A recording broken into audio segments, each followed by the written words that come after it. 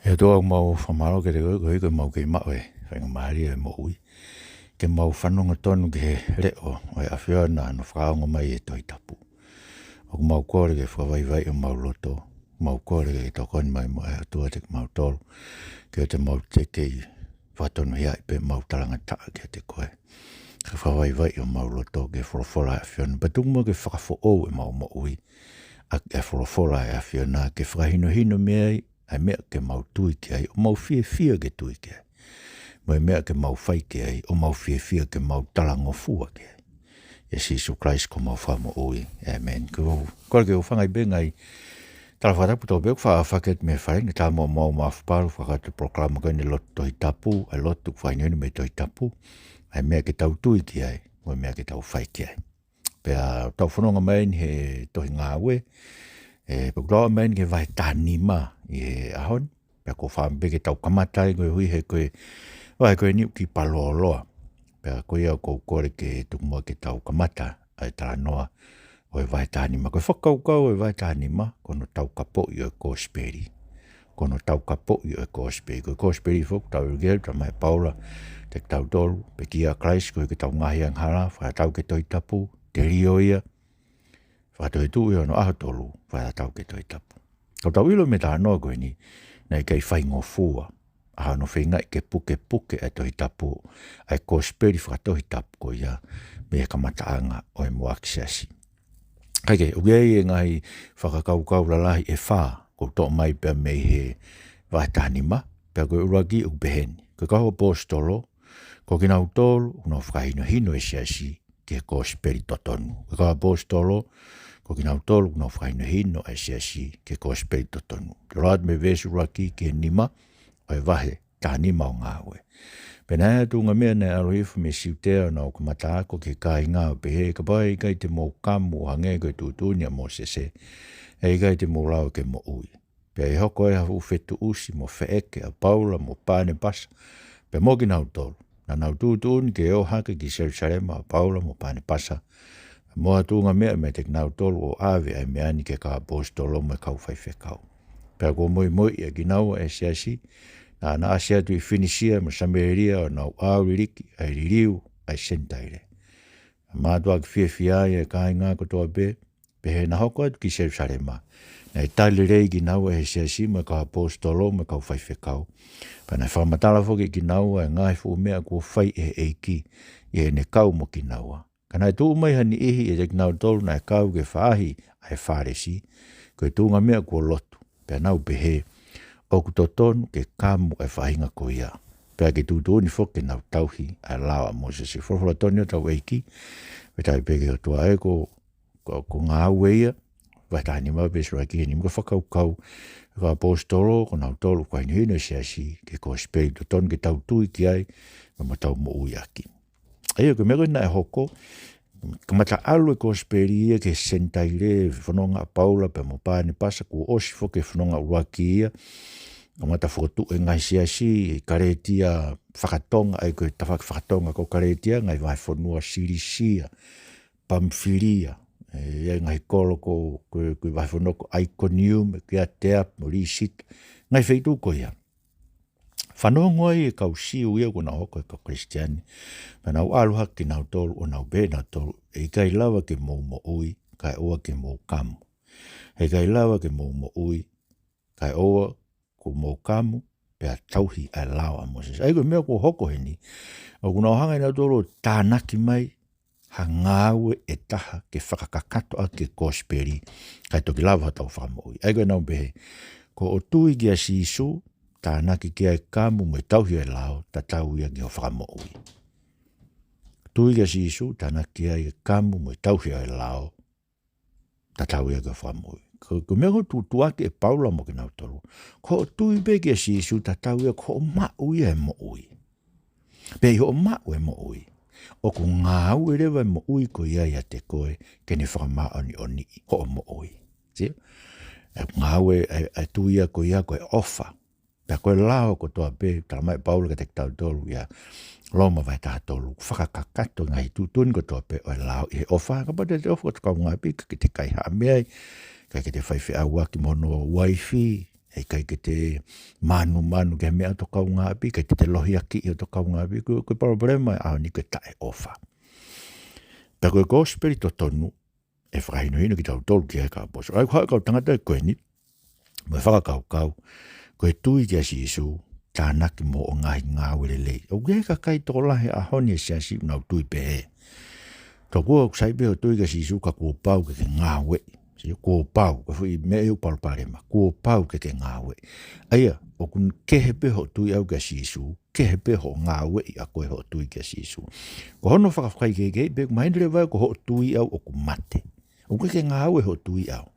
Ko mea ko pau ke Ngaue, pa hono mo ni ko Taukapo'i ko ia, o ke uhinga pe ko whakamo ui pe ko i ho Ngaue.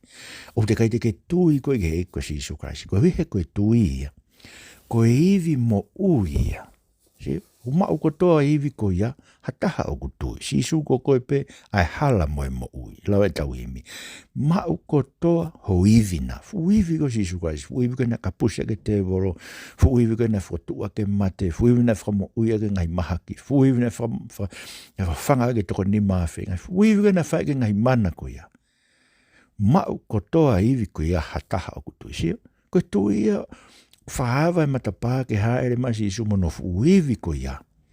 O Ngaue ia te tau tolu, ke ne whakatupu ai ofa. E koe fua e tui o koe ofa.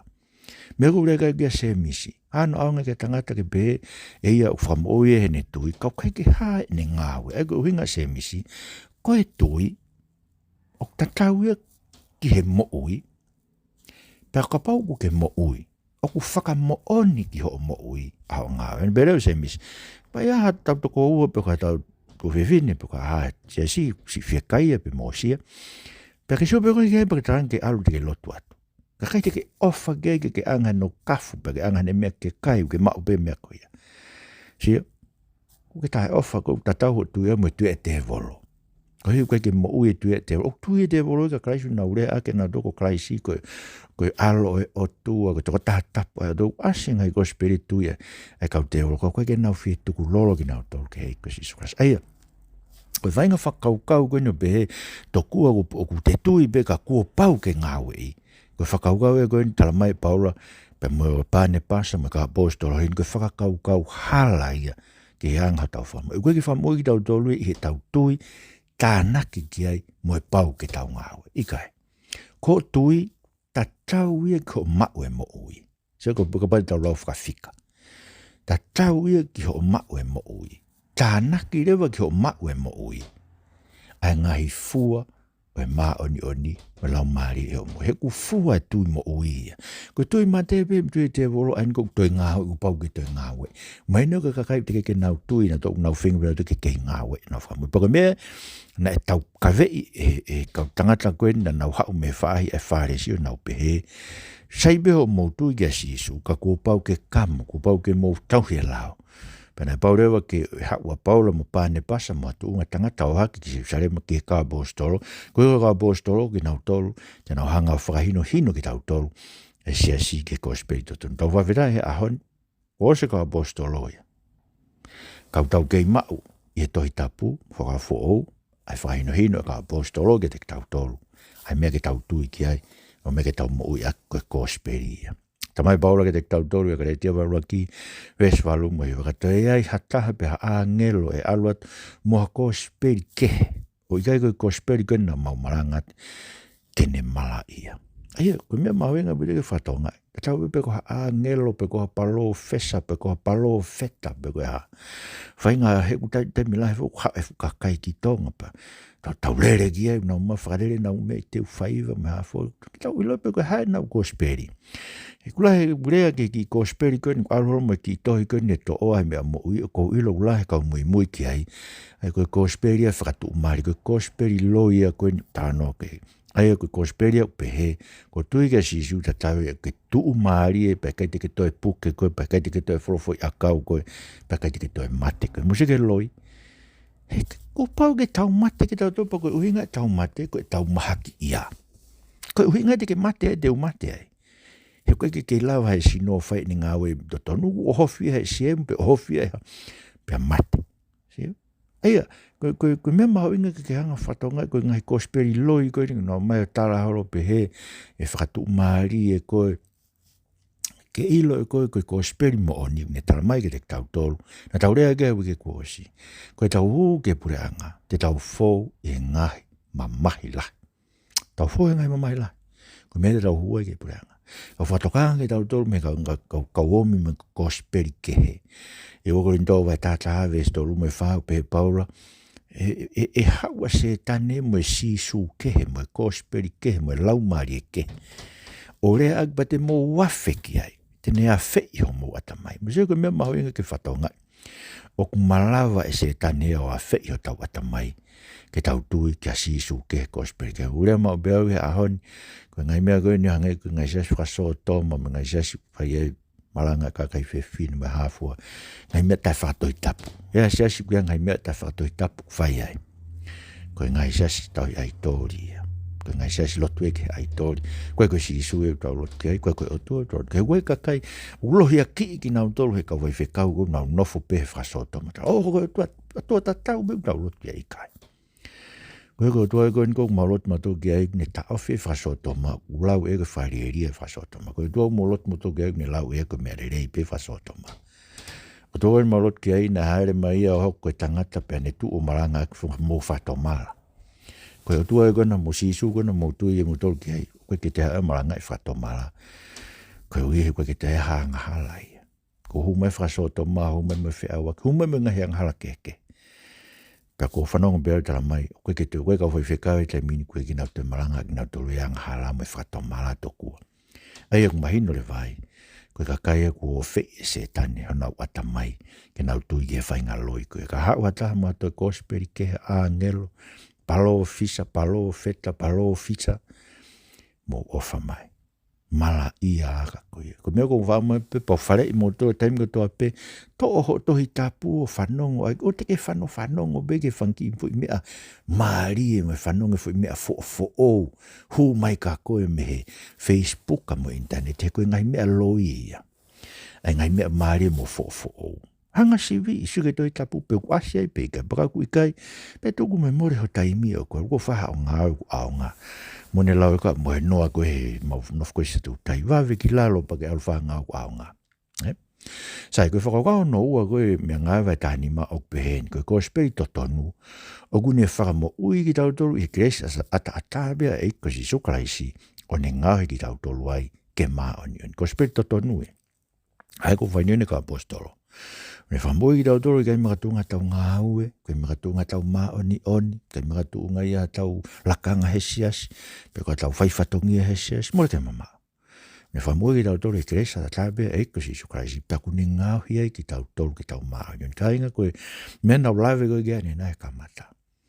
Koe Ngaue koe ai tui, e tau mo ui kune ngāhi ki tautolu ki tau maa oni. Koe mea tau ilo ai, koe tui au mo ui. Whanong kau lau be vesi ono ke vesi wahiwa. Nai whatahawa koe ka apostolo, ma kau whai whekau ke wakai e mea, nipa kua wholoa e nau whakatitihi pe atu a pita ni pe hege te ki nau tolu a kāinga mātua. Mula au ilo koe mea talu mei mua e whiri hei ki e moro totonga ke o kuni ngutu. E whanonga mea e sentaire ke tala e Kosipeli o nau lotu. Pe koe o tua kune to kai maananga. Ataki. Pea koe o tua kune tokai maananga kei ai lotona ne whakamooni ma nau tolu he ne whaki kei ai lau maari ma oni o hange ko ne whai ke te tau tolu. Pena i kai tene mo moi whai kehe ke te tau tolu mo ki nau tolu. He ne whakamaaho nau loto ake e nau tui. Pea koe hai o mo wala ake ke o tua e taimini o mo pehe.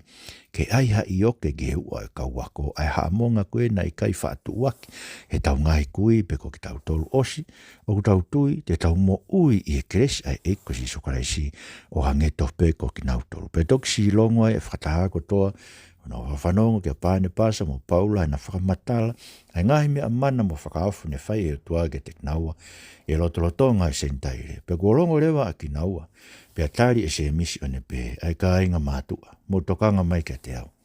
Ko whamadala e saimone ai uraka ahi mai ai o tua ke to me sentaire a kakai ke kau ki ono huafa. Pe au hoa moe ngai tala e kau parofita, wakai ai potu koe ni, Hiria te ufoki mai pe te utoi langa ai te niti o te vita kua holo. Pe te utoi ngahui hono potu ko mau. Pe te ufokotu uia ke totonu. Ko iuhi ke toki whekumi ki he eiki a hono toi o e kakai. Pe mo e sentairi ko toa pe. Te kua ui aki nau tolu. Hoku hingoa iyo aki nau tolu. E wholofolai a eiki a iku ne whai i ngai me ani. Ko ngahi mea i loa talu meimu. Ko ia, ko ulo toge ua nā tau whakakinai a ki nau tolu i sentaire ta whoki mai ke o tua. Ka tau tohi ke te nau tolu ke nau whakaehi me ngai mea kua uri i e aitori. Me whe awaki, me manu ko sisina, me he toto, ko iuhi talu e ngahi tau tangata o no aho. Me mau e Moses an ihi kolokotoa pe ke malanga a ki ia. Ko mea i he lau e ne tohi i ngahi whailo tu e sāpati hoko. Pena toki hare rei ki ka apostolo me kau whaiwhekau, pe kaua e si katoa, ke whiri hanau ongo tangata. O whekau atu ke o mo Paula mo pāne pasa ki Antioke. Ko siutasi na ui ko pāsapa, mo sailosi, ko hongo matāpure na taki mua, i haonga ai kāinga. Pena u whaiha tohi o atu ke te nau tolu o pehe, ko ki mau tolu ko ka apostolo me kāinga whaiwhekau, o mau ofatu ke kāinga i Antioke mo Siria mo Sirisia, ko humai me sentaire. Mea he mau whanongo ki aha nihi ku walot me te mau tolu o whakaho haasia ki mau tolu a ki hangahi lau. Mo uesia ha mau lau maarie e ka nai kai ko e mau whekau e nau alu. Koia, e hare rei ke te mau tolu he mau loto taha ke whiri haongo tangata o whekau atu ke te mau tolu. Whakataha mo se mau o whaanga ko pāne pasa mo Paula, aia ko e ongo mea kōri ake na mo ui ko hiko e wafa tau e ko Jesu Christ. Koia, o mau whekau atu a siutas mo sailosi. Aia te nā talangutu whoki e ngai me ani. He ku hare rei ke lau maari e mao nio ni mo ki mau tolu. Ke ua nā toi ai mo hakawenga kia te ki mau tolu. Ngata pe e ngai mea ko e ni aia kua pau. Ke mau whaahi ehi me ngai mea kua o atu ki he aitori. Pea mo e toto, mo e manu ko sisina, pea mo e whi awaki.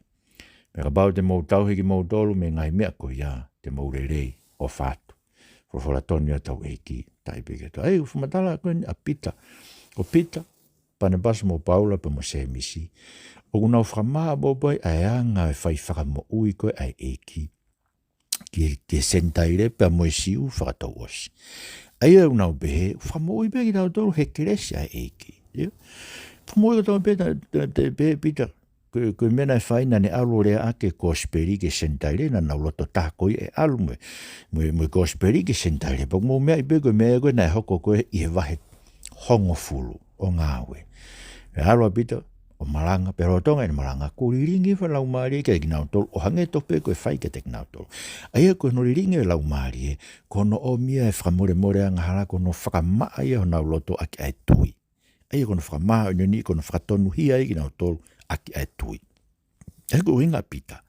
Ni kai te aha whakaahafi e mau e ke nau, pehe ke nau kamu pe, ke pehe ke nau tauhi lau a mo sese.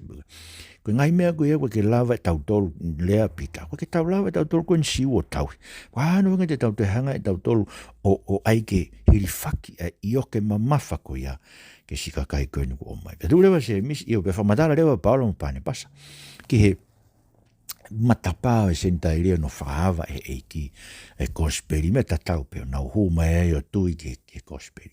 Pe hanga lewa e se misi o ne whamatala ki he pau ki toi whatuu ai te niti o te vita. Ko te niti o te vita, ko awhio anga e koe o Sihova koe i mo ngā saione. Maduina no whare tupenu be Sihova i mo ngā saione, be sio kia te vita, e osa meora vai fitu pene pehe. Uno whare tupenu a Sihova, ka uno whare sita o. Te ulanga ha whare sita ke nofo a Sihova. Ai koe te niti o te niti a te vita, te niti o nei awhio a Sihova. Ai koe ne uhinga se misi. E toi whakotu e te niti ko ia. Koe ui ke haua toenga mamani ki ai o nau hu o whiohi ai moe otua. Haua me sentaire whiohi ai moe otua. Ai koe ke toi whie mau e ke nau hu mai hoko koe siu pe te nau kamu pe tau he la mo ses. Ko nau hau hanga ton pe ki nau tolu o hu o kau he te niti koe o te vita. Koe a whio anga ia otua, a whio otua ha nau lotorotonga. Pe koe na nau tūtū ni rewa. Koe mea pe whai ke taofi ki nau tolu me ngai mea koe ni. Uri ngai mea kai ko uri e aitori. Fe awak, moe manu ko sisina, pe me he tot ai ko manu ko sisina me toto ko fi me pe ta e ko inga ka bau sisina ha manu ko kai ke tamate ia ke ha here pe ko ha o ku nofo hono toto i ono kakano ai ko pare mai ku ma na hanga e o tua ta Afrika siu me kai o toto e ko toto na ni tua ngiri uti ko vai ta fitu ve song fru me ta ta tu ku ia ke fai a ko na ufakarei mo o tua ai yang reva e Simon mo sia si o na tala ko me pe fai o e uri ina tolu he me akai uri e ai tori o e fe awak ko o de na kai ha mea o ya toto ko me ko ya toto hanga de ka be ke hoko ko parema o ka kristiane ka sentairi na hoko ko ka kristiane ko ke asa to e fe kawia Paula i ni ngai tohi te na to ke move ka e me kai o mea o kia i e toto mai no bena kai ko parema na hoko te ko ngo me ai ua ko ai me akai na e uri he ai tori pe mo fe awaki o la he tokanga ge ya Paula e ni ngai tohi he mahino na e wesia e so na lau mari ko e musike ko Ngaue ko tu ni ngai me ko ni na fai e me ko ngai me e fai a ko na fama oni ba de na kai me ko uri he ai tori e uri ki na to ba de na kai me ko ya toto e uri ki na to pode na fe awaki e uri inato como se que matala go a pita na fai e nga va un full west fa na lo tongo bene malanga na go ifla mari manyo ni kare dia vai wa vesta ni ma ke ta no tange baulo ka pita ma tu na tau tol go ni ko wanga hala pena tau ilo ko te lava la mo se ke fa ma to nga pena tau tui ka si su krais ko ke ma fa tonu hia ha no inga te tau to hili faki ai ko ngai mea fuke ko ina frai e pita ai i karetia me feo hi pe mo kau kristiane sentaire pero inga tai go Korinto va e no vesta no a fio a Jehova fononga mo ki tau to lotonga pe tala mai reva vai fitu ve su ki ko ia ke tau fa ma ni ki tau tolo sio na tamai reva e Korinto va e un fulu ve su no ke wataha ko kono pango ko ka pau ki ai ha fe laula ha me aka ko fe laula ki ai tori o te algi ta kai ai te sino taha kita pe mai fu ai tori se ko pare mai te algi ta kai he ngai fe anga ko ia e mai no pe ko ha me pe ko te algo ke papu pe ko ha ngai vi tu ko ia e mai no be ko ngai me aka ko we ko ngo i ku ngai me pe ko me fu ko ni na fa matala e Paula ko hui ke o te nau ke kapade na pena toka feitu o ku o maha mea kai ke nau kai ka koe ke pe mata haia ko mea kai na ai ke ai to pa nau kai pe nau to no to tai ko fu mea kai pe sio ai ko mea tau kai e bita to tau ke ngai kalapu mea tu ke ka pe mata ko mea kai na ai ke ai to ka koe ke tu ia ko ngai mea kai au ke ai ke ai to tu ke mai ngai farisia ina ka ke nau ai mai nau to tai ke bere Paula ko uhi ka tau ka kai he mea kai ko ai ke ai tori te tau hoko ai tau te pire tahai me te voro koi ai o kuma huinga wa Korinto va hang fulu vesto ta te kai mo inu ke fai ko to pe ke lang ia e otua pe ngatai aro te sonai ko vai fa ves fitu ta mai de tau toro ke ha fa ke tau mo ui he ko i tau toro he otua ke anga maa nega ui ki tau toro ke anga uri ka ke tau mo ui ma oni oni musa ko fua ia Kosipeli tau mo ko ma oni oni pero ma oni oni ko ha ia de tau tolu ai folo ai talango fua ke folo tau ko ma oni pe ko be ma oni frasia sia ko tau ngai me sia si ko ke to ko ke te ofa kita ki to mari ko ke te ofa kita ki to ka Ngaue te fei kita ka una right ko kita ngai me pe o ma oni frasia ko hinga me ke ma oni fra otua pa geririu e tau mo i tomato a geririu. Sai, ke whakangau no tolu lewa. Ka hinga te pe, yon whakainu da tolu ke Kosipeli to tonu, ka hinga te pe, kon whakamoi da tolu Kosipeli to tonu, whakamoi da tolu keresa o tua, pe ngai da tolu tau maa nioni. Ka ku whakawhiewhia Kosipeli to tonu, he wikai ten to hiri whaki ha i o ke whewheka, pe ha ka venga ma mafa ke ka kai lotu. Pes tolu noa ke tolu nima, o ngā vai tānima. Pea kua tukuangi ki nau tolu, pe nau hoko iwa ki andeoke, pe nau whakataha e ka kai o ange ai tohi. Pea hiri hono lau ai tohi, na nau fia e to koni po whai. Pea ko si utas mo sai losi, ko he ongo palo fita fuki nau. Pea na lahi na rea, he na tokoni e ka inga mo pou ho nau loto. Pea ko foforo e na nofo hai, na tuk fia maariat ki nau e ka inga. Ke nau ke te nau tolu ne whekau me iai ki nau. Yango ia, Na ke fe mari be sai los ke no fo tuai ka no fo pe Paulo mo pane pasa i Antioke ona fai ako ai mo malanga ke folofola e tua frata mo ni ke folofola tonia tau eiki ka feta i wike ko hinga na fia ko hi mo me ko na tala me tohi ko ke mau to e fram ke hiri faki at ha ioke ke pe ko ha kavenga ke te ia hawhainga mea pehe, ku seo ke anga tau lotu tato e ani ku launga kakai e hiri whake fu i o ke, ku ka venga ma mawha e siasi, ei ke, me peko nofo ai, ko alu ka wheitu, ko ai koe te ke mau e mo ui, seo yu alu kakai e, ki ngai sasi whapente kosi, mau nao mai na tole mo ui e, si ngai fu i o ke ma mawha ai me ngai mea koe, kai ke, koe whakau koe, e Kosipeli, o kai ke whakamawhasi ai, ke ora ksen vai ni ma vesto uta mai o tau fai da ngai whekau e o tua koe ke whakamawhasia ngai whekau koe hana uinga ko ora ke uta mai e o te sonore ka vai whawesi wa he kua ko i ki tau tore o tua ki anga e o tua ngai koe wheo whaki ai uinga ke o te sonore ka vai whawesi wa e ki toi ha ko i ki tau tore ki wheo whaki he koe mea e kua ko i tau tore he o tua si o ko pau koe ke ha ofa i e te tau tore tau wheo whaki mai no me koe ke ha ko i ki tau tore o tua te kei ke tau tukuang e ke ha ko i ki tau tore e tau o tua he ngatai ka tau mai flipai vai ua vesta hawa me tātolu koe o tua kune o miivi mo e mawhai ke tau talango fua ke ne ngai wheka. Kono ngau ke whamawhasia, ne ako, ne mai iwi, ne mai mawhai. Pe rei ngatai, ku ia e tāpu ake talango fua ki ai, ku ia no tāpu ake. E mea koe hangi koe ai veiri uru ka kai whewhine, pe koe ai tatai uru ka kai whewhine. Nta mai ke te tau tolu, ko mou tau hia ai tuku whakaholo ai si koe mea ia ke whakamalo ia. Unga paula, he ne tala noa ke tuku whakaholo ko ia, he koe tuku whakaholo ko ia, mo tuku whakaholo ko o mohe e ki, i e wahe ta tau be, rakurin tō wahe tātaha. Ai ngatai, ka koe mea koe ke whaafoa ki, koe whaafoa ki fuk.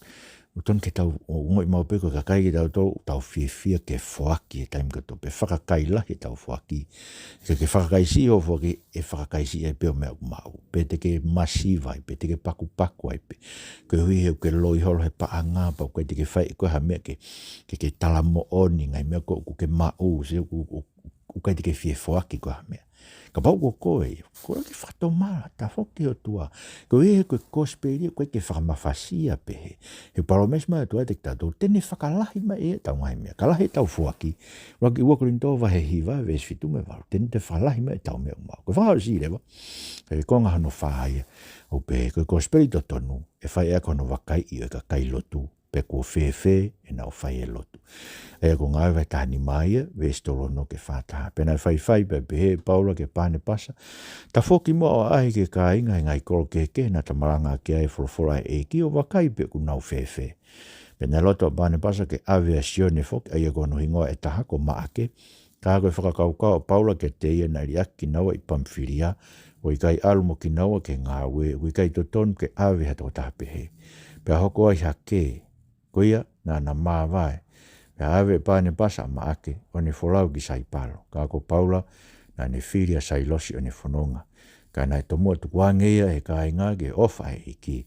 Pea ne asia tu isiria mo sirisia, ne poupou e ngai sia si whawhatonu e tau eki. Ka whetai ke eki. Eia, tau ilo hena haku peke, ka kutui na toi whakarerei pe. Ko hie ko whakasinga mo uia Paula, na whiohi mo sene ma ake. Tohi ma Paula e wati mote vai whaa. Ke timote ha umua ke ha umai ki mua he momoko mo e kote pe omi mo make wa nga Ngaue e na lava pe ko mea koe ke hoko e ngahi va mo ke va e ka kwese ni kula be hok ka kula pe mo whafarerei pe whamore more ake koe Kosipeli ko mea pe e whaia kono ko whamfua Paula ke nao wakai pe ku whewhe ka ukaristiane na whakotu e ngai sesi. Ko Kosipeli pe lawa wakai ake nao mo ui pe ku whewhe nao tu. Mandui sasi koi kurinto na tau nao maa vahe pe ni hea ko kau pita mauto. Pe ni hea ko kau Apolosi ki mauto. Pe ni hea ko kau Paula ki mauto. Puka toenga pe nao tol ko kau karaisi. Bangrewa Paula. Kalu se whai a Paula ma mautolo. Ai whakafoki ke Kosipeli, ko haina kalusi whai ko tō tahe o tōni mō tūloro ki ai, ke tuku ho mō whewai aki e kautaki e koe kautangata pe ia.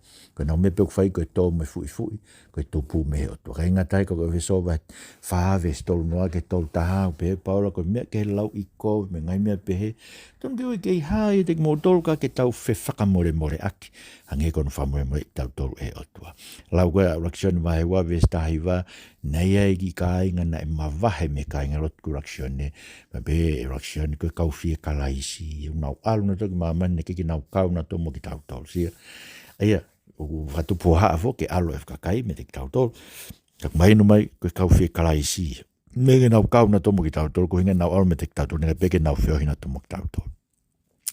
E whao si koe pe koe paula ofa ke paanga, rakti motu wahe o novi sung fru ke tātau ni pe, koe ofa ke paanga, koe uhoi e ngai koe koe tō pe, pan pērewa ke timote, ke hola koe me ngai mea pe, me ofa ke paanga, a ke turi koe ke maunio ni mo e tui, mo ngai mea koe whakaotua, turi ke heanga whakaotua mo e maunio ni, koe ngai mea tātau ke nuka, eia, kono wakai I koe ka kai au toa pe kuna nofo e Kosipeli, wakai ak pe ai Kosipeli atu. E toa mau fia, he lawa ke kei puke Kosipeli to tonu.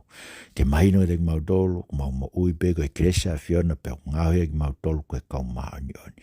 Pe kai ngatai sivi iai e mau ui e taim ka toa pe ke mau ilo, mau tono no mehe Kosipeli. Pe mau whamaoni oni ki mau tolu ofa te tau pe ke Kosipeli. Ek, kumoa ke pehe mau ui, Peo mau purea ngā e tamatu I e tupo wono ka māku I nana spau me whare o tupo ange mua ke nau sivi e na mo ui ke Kosipeli ke na whāga te koe tō koe ke na Ngaue pe ke e pare mia o ka mei riku pe mo e kabineti mau kore tō ke angaloto apasi e ka te ngau tō ange nau whalala ke te koe te nau whalala tangat o te nau whalala he ngai purea ngā hau me ngai purea ngā tu maari Nau whalala ke te koe. Bebe mo ki mau toro tua. Ka vai mau mo ui mau ai pe. Ke ha whiona a kotoa pe. Yes, Jesus Christ ko mau wha mo ui. Amen. Kai no tau whamaro la. I wharen, Katarina tohi. I whawhenga maari e programman ke whakakot me wharen. Pe a whamlata te pe tau uri te whawhamiri. Pong mo e whiaf. Pong pe koe e whiaf. Tānak megi I whanau. Pe koe marapuna e koe whine eiki. Pe koe tangata eiki. Tānak mai. Pe a murau e toi tapu pe mo lotu. Pea ke lau ai wahe e whao e toi tapu e ako toa pe ke osi toi tapu e o lau koe ke ilo e o tua koe tau lotu ke. Ke o te ke whai peho lotu meo ke loto ke, peko meo loto ke whai whekau, meo loto ke ho siasi. Ke whai ho lotu ke meo loto ke e kosi isu kraisina ke kau e ka kai ko watu e ako I apatala mai. Alu me hene kau mau lao e koe te ilo e au ki moto. Koe ke whakaam ke pehe. O ke anga yang halai mo ui, o te ki to hela koe he au kai mo e lotu. Whima oe ke laki vete koe au ang hala ki he o tua, pa ke alu kore whamore more ang hala ko whai. Me whakarai tu ke au kai I koe whi au waki, me tu koe whi au waki ia. Ke anga hala ton ki laki whatomara. Kai ke, ko whamara te mo tolu ko toa peho mo mea mai, mo mea toa whatu.